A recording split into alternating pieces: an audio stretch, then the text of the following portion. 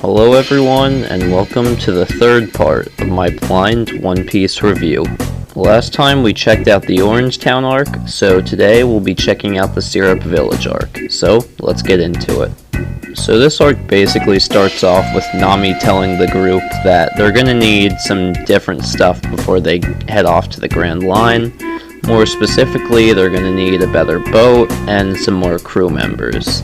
So they see an island in the distance and they decide to set sail for it. On this island, we are introduced to the soon-to-be fourth member of the Straw Hats, Usopp. And I gotta be honest, I've heard a lot of shit about Usopp, but I actually kinda like him. Maybe this has something to do with the fact that I gravitate towards stupid characters, but I don't know, I just find them entertaining. So the first thing that we see Usopp doing is running around his village and telling everyone that there's pirates attacking.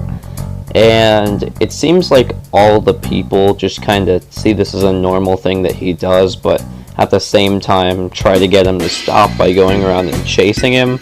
And I kind of find this funny that he's just integrated this into other people's lives, that they just have to go chase him around because he says that there's pirates every day. Soon after this, we learn that Usopp is actually the proud captain of his own pirate crew.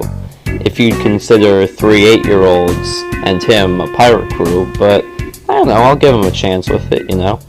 And basically, one of the kids in his crew says that there's actually pirates approaching the island, and they prepare to defend the village from the pirates.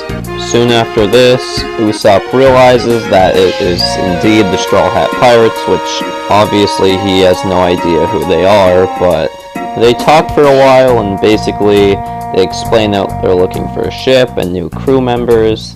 So Usopp, attempting to help them, tells them that there is a ship somewhere and it is owned by a girl who has claimed the inheritance of her parents who were killed because of a sickness, and she has a mansion and a dozen servants, and he basically says that although she is rich, she bears a lot of pain because of her losses.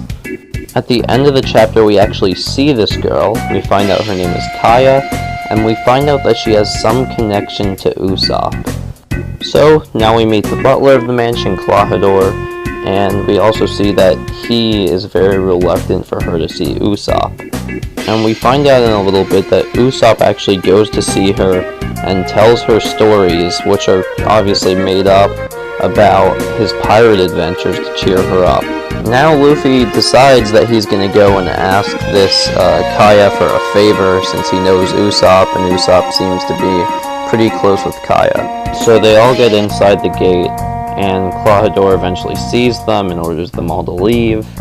And specifically, he starts to be very mean to Usopp, and he also reveals that Usopp's dad is actually a pirate, and shames him for this. And upon doing so, Usopp retaliates, punching him. I think the general takeaway from this is that Usopp is proud of his pirate heritage, as it is what he's aspired to be all this time. There's then a small scene where Django the Hypnotist is introduced, and then we move on to seeing Usopp on a hill, and Luffy joins him up there and asks him if his dad is Yasopp. And Luffy basically explains that Yasopp is a part of Shanks' crew, and upon hearing this, Usopp is very happy and excited because he knows who Shanks is. He's a very famous pirate, and he's just happy that his dad's in such a big position. We then see a little flashback with Luffy and Yasopp, and then we move on to seeing Django and Klahadore at the bottom of the hill. So to sum up what they're talking about, basically Klahadore is actually a former pirate captain known as Captain Kuro, and he's been undercover 3 years as a butler, basically gaining the trust of the townspeople and also of Kaya. And his plan is he's going to have Django hypnotize her into writing Klahadore, also known as Captain Kuro, into the will. And then after this, he's going to have his pirates attack, killing her as an accident, and then he'll gain the family's inheritance. The part I find most interesting about this is that he chooses to do this over being a pirate because he actually wants to live a kinda more chill and quiet life after this. After overhearing all this, Luffy confronts them, and Django hypnotizes him, making him fall asleep and fall off the cliff he's standing on. Everyone assumes that this killed him, but little do they know that he is in fact a rubber man. Usopp runs back to the village to tell everyone that pirates are actually gonna come, but no one believes him, obviously, because he literally says this every single day. Usopp goes to try and warn Kaya about what's gonna happen, but even she thinks he's lying. And it really shows that at this point, everyone in the village doesn't trust Usopp. So moving a bit ahead because nothing notable happens for a little bit, Kuro's group of pirates attack, and Luffy, Usopp, Zoro, and Nami attempt to defend the village. Something important to note is that Django seems very stressed about doing this quickly and saying that if they don't, Kuro is going to come down there and kill them all. The Straw Hats and Usopp are actually able to hold off Django and his crew from getting to the village. This causes Kuro to grow impatient and start making his way over to where they are to see what's happening. At the same time, we see Kaya find out that Klahadore isn't who he truly says. She decides to go track him down and talk him out of it.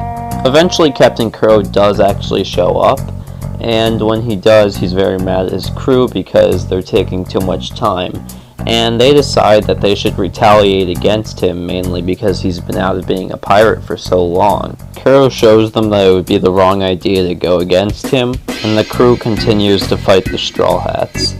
Then Kaya shows up in an attempt to stop Kuro.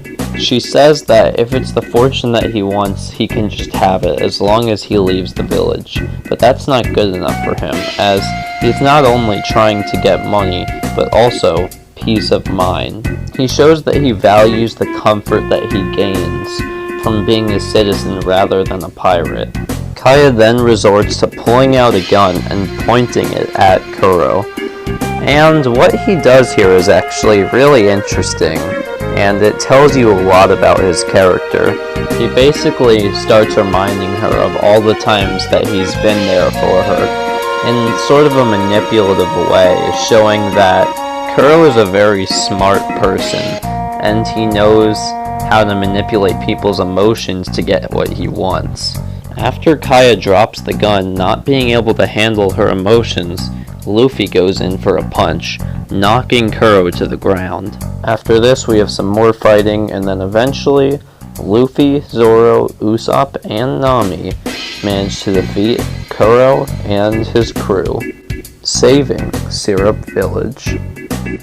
Once the day is saved, Usopp asks everyone to keep this a secret, saying that even if he told the villagers what happened, they wouldn't believe him anyways. Plus, he wanted the villagers to feel safe and know that there wasn't going to be any pirates coming anytime soon. Kaya then gifts the Straw Hats with their ship, the Marigo. Around the same time, we see Usopp declaring that he's disbanding the Usopp pirate crew, and he plans to go off and be a pirate, a brave warrior of the sea. And now that he's with Luffy, I'm sure that he'll be able to achieve his dream.